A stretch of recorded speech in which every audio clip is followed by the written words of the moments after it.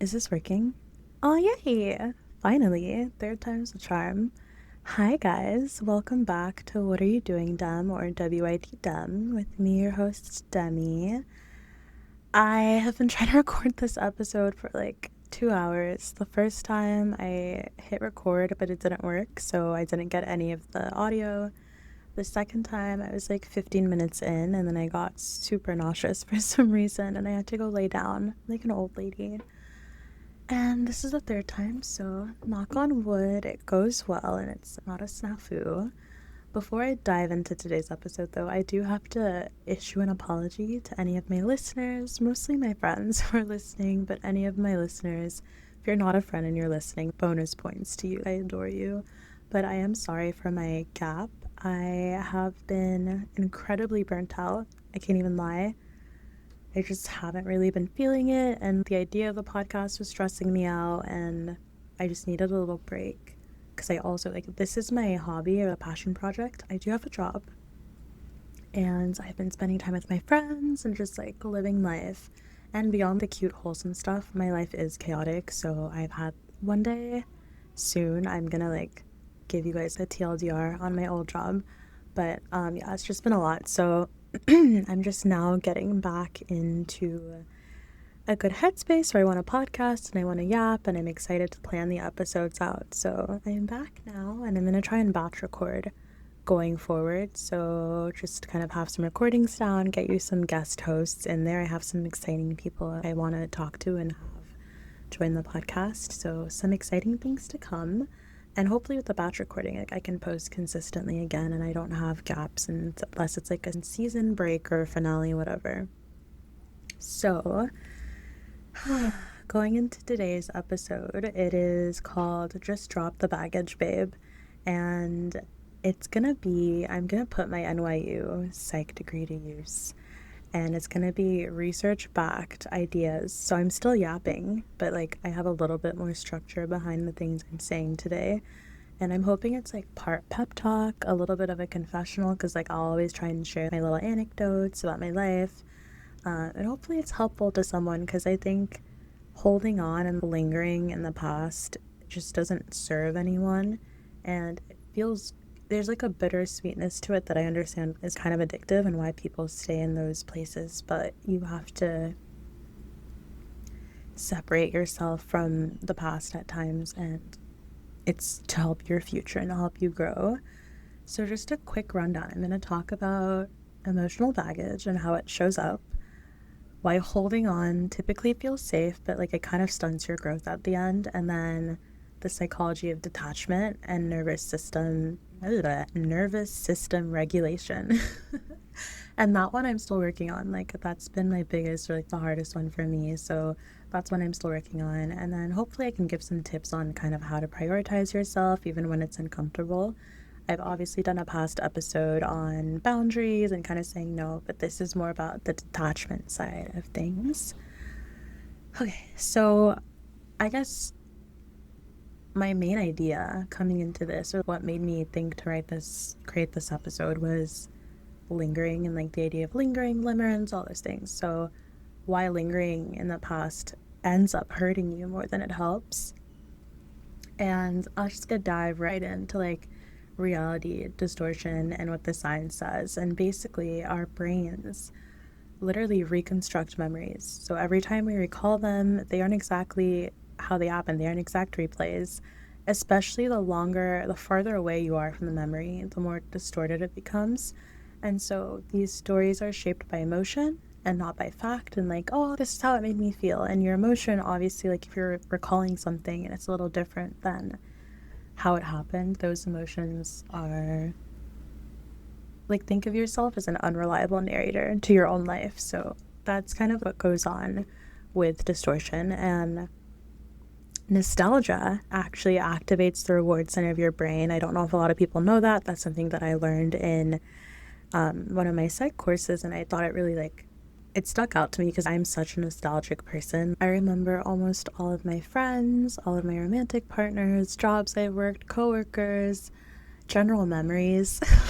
I'm just a very I'm what you call a real lover, a real yearner, not just to layer internet buzzwords and show that I'm chronically online, but I am. I'm a really big, I would call myself a yearner, and understanding that nostalgia activates the reward center of your brain, and it makes even painful things look pretty if it meant something to you. And I thought that was so interesting, and it really helped me through that nostalgic longing, because I find comfort in it, and I'm sure a lot of people do, but you end up like, I miss them when it's not necessary.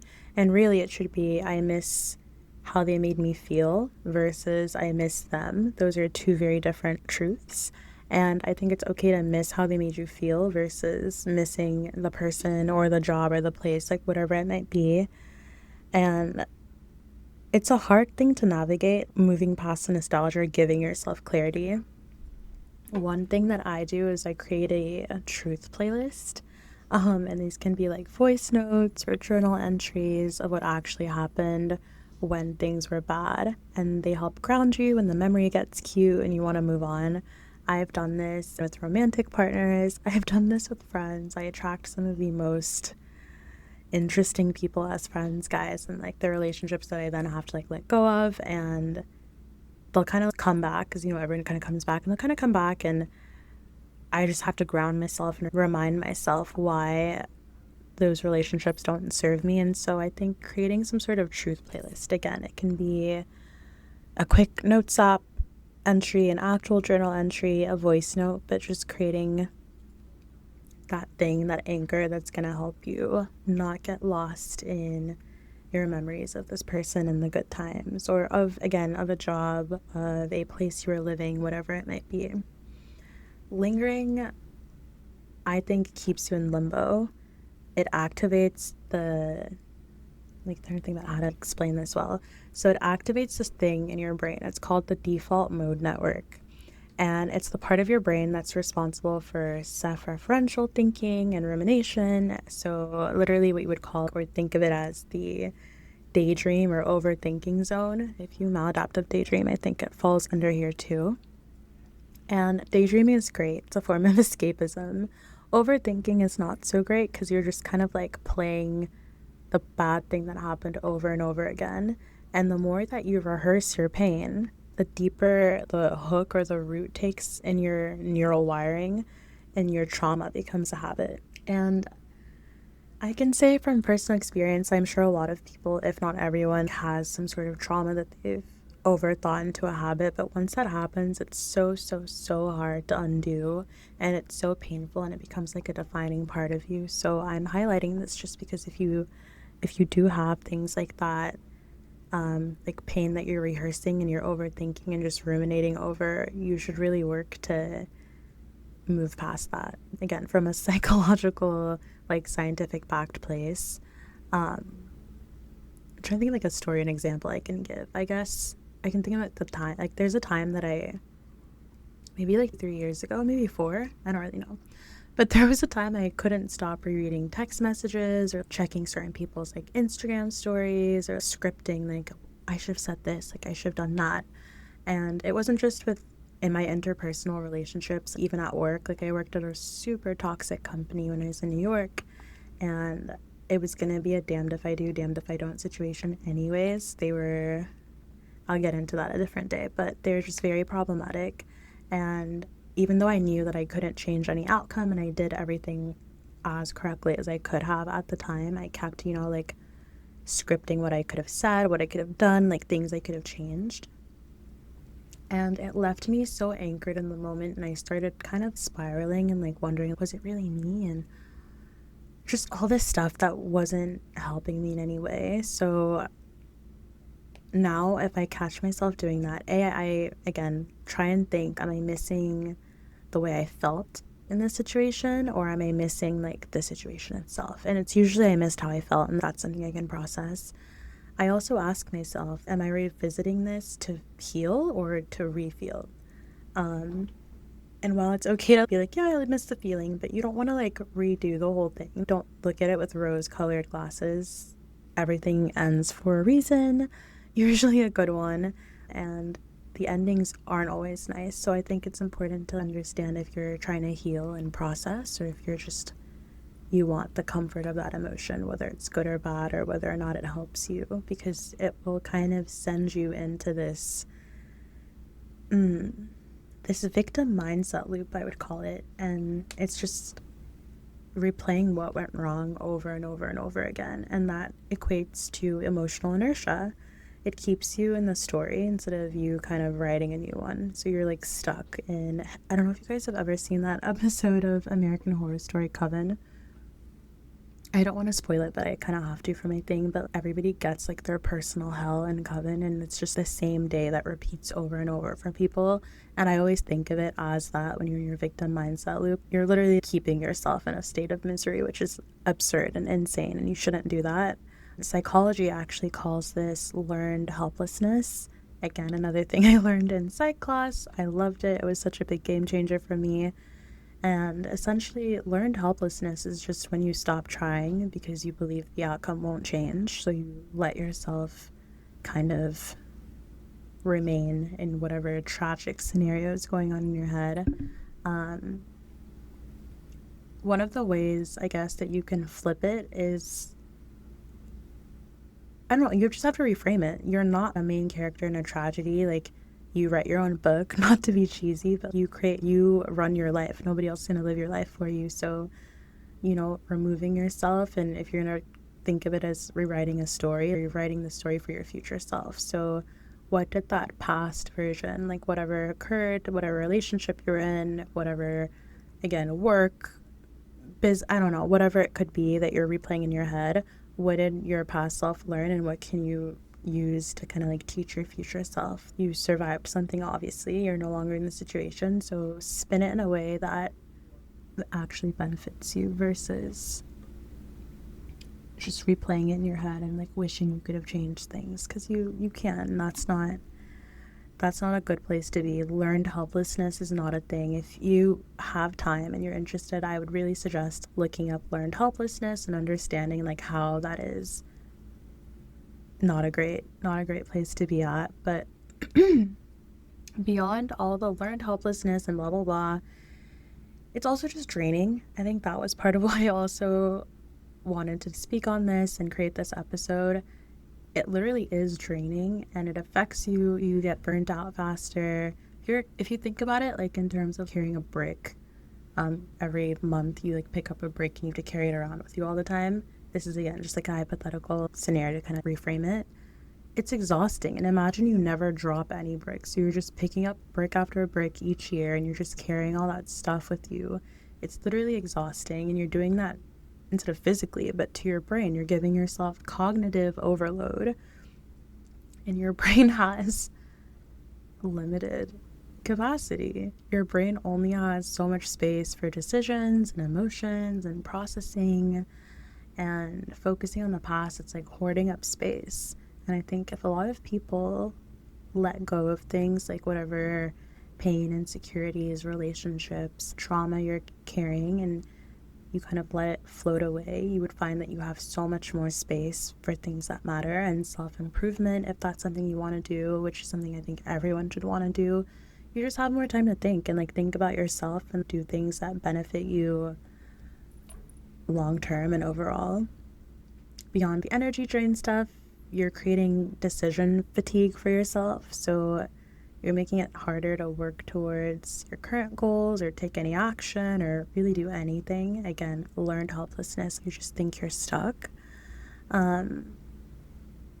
Imagine you're trying to text someone new and you're still drafting an unsent message to your ex in your head, like over and over, and you want to talk to this person, but you're like, I just need closure. Like, I just need to say this. Like, I missed this. And then you have no capacity. Your inbox is full emotionally, and you can't really move forward. And I used a relationship for that example, but it can go for anything. Like, if you've been laid off recently, I know the job market right now is dog shit. It's awful. I don't know how people are doing it, but if you've been laid off recently and you're just thinking over and over again about what could I have done differently, this really sucks, I'm screwed. All those things are true, but give yourself, like, I couldn't have done anything differently. It sucks that it happened that way, and then move on. Let me think about like tips, because I feel like I'm just like giving you guys like just do this, and I'm not giving you actionable points. But you can think of it as like a mental unfollow. So you're consciously telling your brain, like, we're not going to feed this thought loop. We're not going to do this. Again, I'm the queen of yearning and rumination. This is stuff I've been working on for the past 2 years. When I find myself falling into a thought loop, I'll go listen to music super loud so I can't think. I'll watch TV. Maybe I'll journal. I might call a friend. Just do something. Like, I'll clean my room. I just don't want to have my brain fixating, like hyper fixating on something. If you have ADHD, you might also be prone to doing this more, but yeah, not ideal. And not ideal for even more reasons. So I think holding on to stuff like that and the negativity that comes with it blocks you from good self-concept and growing. Self-worth is a lot of times, for I think everybody, shaped by self-concept, and the concept of yourself is tied to like the story you keep telling. So holding on to a rejection or a failure, it rewires your inner narrative to one of lack instead of evolving into one of like, how can I process and grow from this? And when I say these things, I'm like, oh, it sounds so cheesy, like lack mindset, scarcity mindset. We hear people say things like that on TikTok, and again, it's kind of a buzzword, but as cheesy that does sound, it's evidence-based psychology. That's what you're doing. You're rewiring your brain, and your brain is easily rewired as a child, but the older you get, the harder it is to undo that rewiring. And you can keep rewiring your brain as you get older. It just gets harder to undo what you've done, if that makes sense. So I think it's important to kind of ask yourself, what version of me do I keep honoring with my pain? And, what version am I betraying by not letting it go? And oftentimes you'll find that the version of yourself you're betraying is the one that you should be honoring and working towards. And instead of fixating on a past you and a past injustice or whatever it is, it's done, it's happened, it's in the past, let it go and focus on making this version of you into whatever, or just being happy. Like, you don't have to be a big goal. You can just be like, I just want to be like fucking happy, and you deserve that. So I don't really have a direct tip for that one. I think self-worth and working on your self-concept is very challenging, and it's something that I'm still doing, and it's something a lot of people don't feel they need to, but you should. So just like look up self-concept on Google, understand what it is, and then see if they give tips and like practices, and find what works for you and what you kind of enjoy. And that's the only way I can really think of on how to improve your self-concept. It really is just so ingrained in you and in your brain, and it just takes a lot of time. But going off of that, emotional maturity, I think, is required to tackle self-concept, and also like tackle letting go of stuff, letting go of baggage or whatever it is you're carrying around. And I always think of emotional maturity as kind of like an ego death situation. So knowing when to walk away without needing closure or clinging to what could have been. I always think of it like, I always think of clinging to things or what could have been as emotional FOMO. It keeps you from building secure, grounded connections. If you're always like, oh, but if that had like just worked out with like that group of friends, or like with this person, like I could be here. And it didn't work out, and that's fine. And you're giving yourself, I hate FOMO, like in general, but you're giving yourself emotional FOMO, which is unhinged. So yeah, there's no what could have been. I have whatever will be tattooed on my ribs, and I really do believe that. If it's meant to be, it'll be. If people are meant to be in your life, they'll be in your life. If you're meant to have a job, you'll have the job. If you're meant to travel and go somewhere, you'll go there, and just things unravel and they happen the way they're meant to. So yeah, don't let the past block you from connecting with your present and with people in the present, and like clinging to old ideas of what you miss when there's so many great things in front of you and you literally have options and choices. So for a baggage check, I would call it, like if you're just like checking on, do I have baggage? Do I actually have stuff? I like to think, like, ask myself, what story have I been telling myself on loop? Whose voice am I carrying around that's not mine? And what fears am I holding on to because it feels familiar and not necessarily because it's true? The last one, exposure therapy, helps so much. Like, just forcing yourself to do the things that you're uncomfortable about or say the things you're uncomfortable to say, even if it's embarrassing or weird or whatever. Like, everybody forgets, you're gonna forget, it doesn't matter. It's just nice to give yourself the opportunity to try something. And in terms of the stories you tell yourself on loop, I know that I do this, especially if I really care. I'm gonna use like an interpersonal relationship. But if I really care about someone and I really love someone and there's some sort of negative emotion feeling happening that occurs, I really play it back on loop, and I look at it in such strange ways where I'm almost not honoring myself. And stopping that has been one of the best things I've ever done for my mental health. So again, just be very conscious of those little things I gave for baggage check. And then the other thing I would say is kind of having a self-concept flip. So who are you when you're not performing pain for anyone else? Like, when you're not self-flagellating? Is that the word? Like, when people used to like beat them, I don't know, I'm gonna like just skip through that little anecdote. But who are you when you're not performing pain for other people or to punish yourself? And you know, if you were at your most peaceful, how does the most peaceful version of you walk or talk or like feel? What are the things you do when you feel that peace and you're not holding on to stuff and making yourself anxious or sad or reliving your past trauma? And then I would say this is such a good one, but what does the healed version of you want to do next when you're not stuck reliving past things? How do you see yourself progressing and moving forward? And you should really zero in on that, even if it's not an immediate goal, as something that you want to work towards, something that you want to have. So I guess emotional baggage, I'll just give you some like quick tips on what on what emotional baggage is. It's essentially just unresolved stress, trauma, or loss. A lot of the time from childhood, but again, you can like rack up emotional baggage at any point in your life. You do it through your formative years, your teens, your early 20s, like just all the periods in your life where you feel super unsure. You have so much unresolved stress and, you know, loss from there. And that kind of shows up as a couple different things. You might be avoidant or have high levels of avoidance. I think this is how most men process their emotional baggage, is to avoid, push to the back of your head, compartmentalize. You might become reactive, so kind of like lashing out, impulsive behavior. Codependency is one.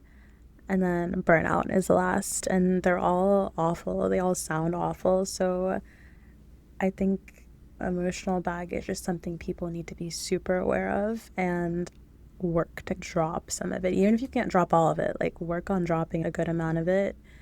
And I think child wounds, you know, like child wounds are just anything that like happened during your formative years that was unhelpful or like that you wouldn't want a child to experience. Traumas like that, and perfectionism. So if you learn from an early age that being quote unquote perfect equals you're safe, you're loved, like people appreciate you, that's an awful thing for a child to internalize and learn. So, you know, people have good girl syndrome. It's like guilt when you choose yourself, guilt when you do things. Like, I'm saying good girl syndrome because like I'm a woman, but and I know women experience this a lot of this. If I do what I want, if I choose myself, I'm being selfish, I'm doing this wrong, I'm not a good person. But they're not things that you need to hold on to. Like, you're allowed to be selfish. You're allowed to choose yourself, and being perfect doesn't get you anywhere. Even if you are perfect, people can still take advantage. You can still get like lose your job. You can still miss out on an experience. Life is going to unfold exactly how it's meant to. And if you normalized chaos and, you know, like your entire life has been fairly inconsistent, chaos is kind of a safe and homey feeling. Letting go can feel unsafe, even if it's the right thing to do. If you're so used to being in fight or flight or like hyper vigilant or whatever word again you want to use, letting go and creating that quiet can be scary. You're going to go from being in a constant state of chaos to having almost like a boring is what people would say, like, oh, that's boring, but it's not. You're just giving yourself time to breathe, and from that stillness and that boredom you have so much more time to work on yourself and work on projects. You just have energy. There's so much mental energy people don't realize they're expending, and yeah, letting go of that chaos or not normalizing it will help in the long run. And I'm trying to think if I have anything else about like chaos, but I think that's it. Just let it go. Like unlearn the chaos and move on. Don't try and control things. Like I'm such a control freak, guys. I'm the biggest control freak you'll ever meet, and that's been my biggest thing. I'm doing what's the thing called? Let them theory. So if people are gonna ghost me, I let them. If they're gonna like misunderstand me, I let them. Just let them go. Like let people do what they want, and that's so hard. The let them thing, the past year and a half, like since I moved out of New York and I moved elsewhere, I've been having to do let them theory so much more, and it's very uncomfortable at first, and then it's so fucking freeing once you're done. Letting people misunderstand me has been one of my favorite things because I typically feel the need to over explain and I seek this understanding from people.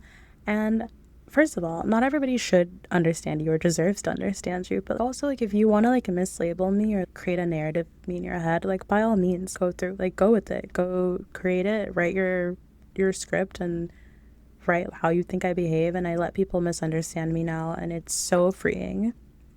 Obviously, I want my close friends and my family to understand me, but everyone else, if they're committed to painting me in a certain light, I just have been letting that happen. Versus before, I would think about it all the time and like, am I that person? Did I do that thing? How can I prove or show this person that I'm not who they think I am? And like, I don't think that's necessary. You don't have to do that. Freedom is found in non-resistance, or just like, don't resist. Let people do what they want to do, and you can be proactive and hypervigilant and take care of not hypervigilant, that's not great, but you can be proactive and take care of yourself and still have that non-resistance idea. So, maybe you don't need closure, maybe you just need space, and that space leads to peace. And as soon as you're not trapped in that cycle of like wanting to defend yourself or explain or whatever, it's so nice. Like you forget that you ever cared. So I really hope everyone gets there, and kind of like, I hope that portion of the podcast has been helpful and like informative. The next section, because I'm going to wrap up soon, is just a couple people asked me questions. So thank you guys. I know most of the people who asked the questions, but I'll keep it anonymous. And I did get a couple anonymous questions, so I'm super excited. I'm glad that people are listening in. The first question is, I couldn't read it. Okay. The first question is, how do I put myself first without guilt? Interesting. I don't know. Guilt doesn't equate to wrongdoing. I think that's the first thing. Feeling guilt doesn't mean that you did anything wrong. I'd reframe I'm putting myself first and like I'm being mean or whatever nonsense society has fed you. You're a woman, so like I understand. You're not abandoning others. You're choosing yourself. That's not a bad thing to do. And again, if you feel guilty and you're a people pleaser, I would almost let that guilt go a little bit. Like you probably have too much guilt, and guilt doesn't equate wrongdoing, so it's not a bad emotion. And putting yourself first isn't being selfish. Not that there's anything wrong with being selfish about yourself, but it's not being selfish. You're just like choosing yourself. You're prioritizing your needs in this moment. And the unfortunate truth is nobody else is going to prioritize your needs for you. Nobody else is going to be like, oh, like poor so-and-so, I'm going to put my stuff on the back burner, or very few people. So choosing yourself isn't a bad thing. And if that means letting someone go or letting something go, then so be it. Good question, by the way.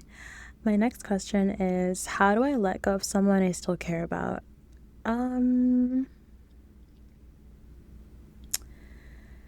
That's a hard one, and it's one that I've really struggled with. As I said before, I'm a real lover. I'm a lover girl, and I especially get trapped in like limerence from time to time.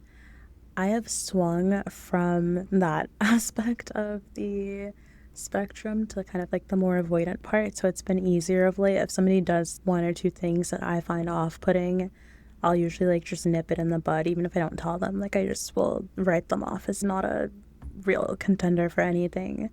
But also accept that love doesn't equate to future plans. And this is for romantic partners, your boyfriend, your girlfriend, whoever, but also for friends. Just because you love somebody doesn't mean that they're always going to be there, and people come and go like seasons or whatever. And some people are only in your life to kind of help you learn something, or because they're there for that phase of your life. And as you move on, the relationship changes and you're just not the same people you both were, and that's also okay.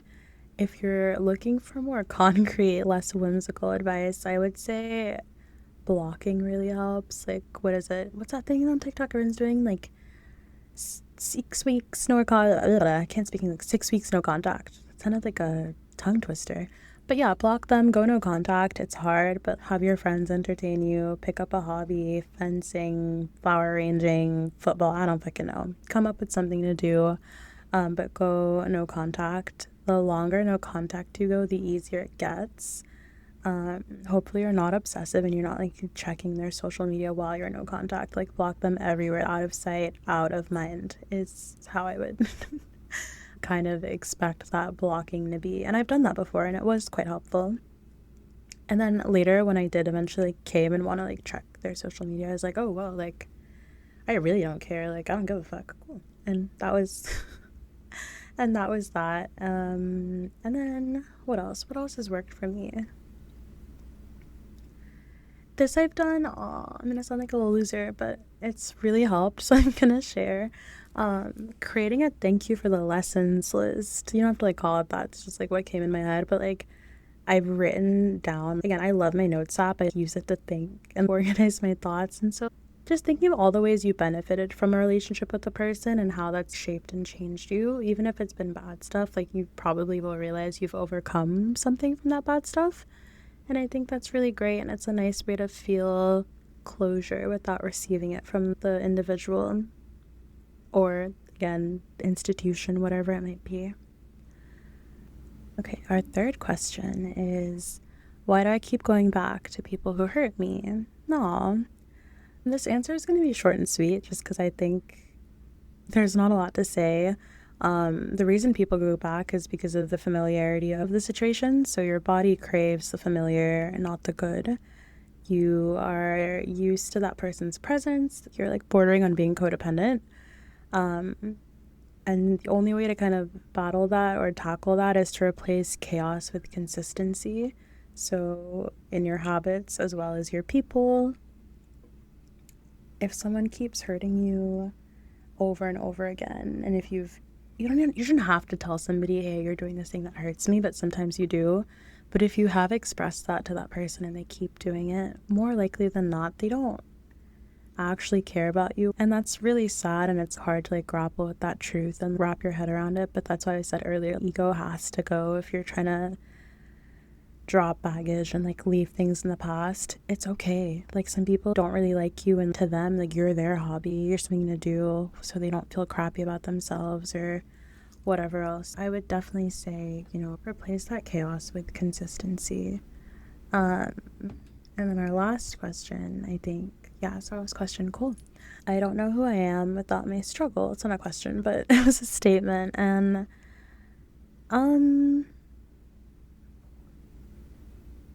I had to think for a second because I still struggle with this, and I'm going to do a separate episode on kind of like fearing happiness and fearing moving forward, but that is kind of the work.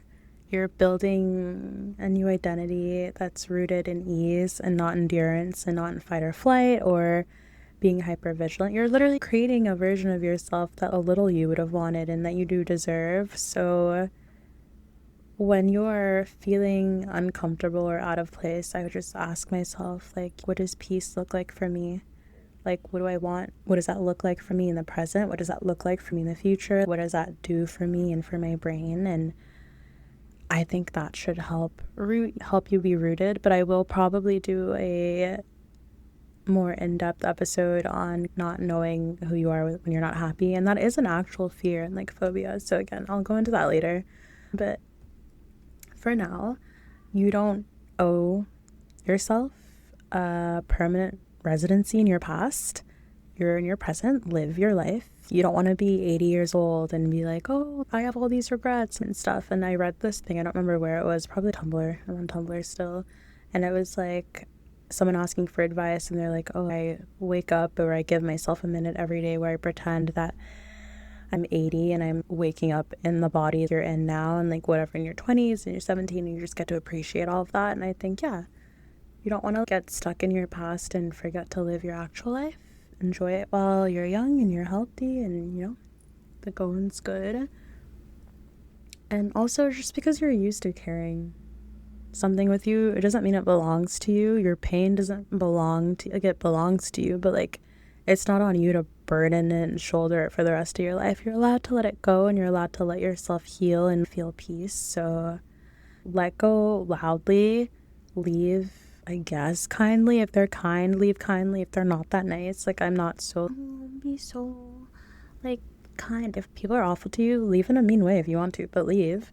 And love yourself first. Nobody else is gonna love you the way that you can love yourself, even family. You just have to really prioritize your well-being. And when you do love yourself the way you're supposed to, like when you have that clarity, it's amazing. There is no drug, simulation, type of sex, whatever, that you can replace that self-love and that like inner peace with. So yeah, really prioritize creating a life that you want for yourself and have it be from a place of self-love and not ego. So that kind of brings me to the end of this episode. I hope it was useful and helpful.